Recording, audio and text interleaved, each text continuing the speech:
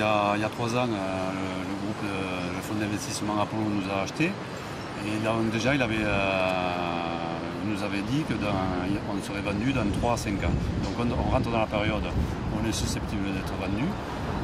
Et nous, syndicat CGT, VOA, mais aussi verre et céramique, donc on s'est posé la question, quel va être notre avenir, et on a essayé de prévoir les scénarios qui pouvaient nous arriver.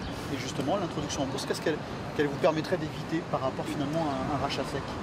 Mais disons qu'on a identifié 3 possibilités. Soit c'est un autre fonds de pension qui va nous acheter, et là on sait très bien ce que ça va être, ça veut dire de nouveau un endettement supplémentaire, et à terme peut-être pas arriver à payer les échéances, donc limiter les investissements, limiter les augmentations de salaire. Donc ce n'est pas une bonne solution pour nous. La seconde solution, c'était vente à un concurrent. Donc un autre verrier qui nous rachèterait, ça voudrait dire chasse au doublon au niveau des effectifs, mais aussi dans la production.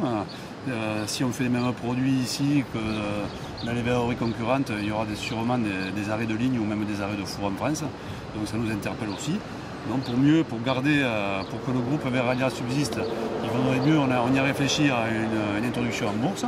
Pour autant, il faut que celle-ci soit bien réfléchie, parce que donc on a des conditions. On veut que la BPI soit actionnaire de ce groupe. Actuellement, la BPI détient 10% du capital et 90% Apollo. Nous allons interpeller la BPI pour qu'elle prenne un peu plus de part de marché, qu'elle monte à 20%. Après, on veut que les salariés aussi participent au capital de Verallia. Tout ça pour amener un actionnariat stable aux alentours, enfin au-dessus de 30%, pour justement avoir une voix dans le conseil d'administration qui soit entendue et écoutée. Si je vous dis que votre position, elle peut étonner de la part d'un syndicat comme la CGT, qu'est-ce que vous répondez aujourd'hui? C'est vrai que c'est une nouveauté, surtout à VOA où notre histoire on était une scope. Donc il y a eu beaucoup d'évolutions, mais bon, force est de constater qu'aujourd'hui, avec la mondialisation, une scope au niveau de notre groupe, ce n'est plus possible. Donc la mise en bourse, à condition qu'on ait des partenaires stables, ne serait pas une si mauvaise solution que ça. Quelles sont les prochaines échéances pour vous par rapport à ce dossier? Alors aujourd'hui, on est dans la phase d'information. On a fait des assemblées générales pour informer tous les salariés. La seconde partie, c'est informer les médias sur ce qui va se passer. La VOA, quand même, c'est 300 CDI, mais c'est peut-être entre 3 et 5 000 sous-traitants. Ça fait marcher le bassin de l'Albigeois.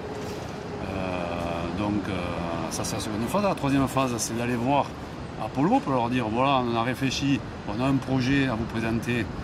Enfin voilà, on veut leur faire voir qu'on existe. La CGT dans le groupe Verallia, elle est quand même assez bien implantée. Donc on a notre mot à dire.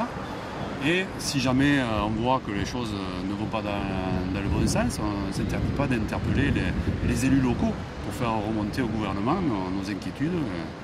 Et peut-être le président de la République était venu visiter l'an dernier la VOA. Voilà, on ne s'interdit pas non plus d'appeler M. Macron qui avait su venir finir sa campagne électorale donc à la VOA. Il était venu ici justement pour le symbole fort qui est Jaurès, à la verrerie d'Albi. Donc nous l'inviterons à revenir si ça se présente. Et pour discuter ensemble de l'avenir de VOA et du groupe Verallia.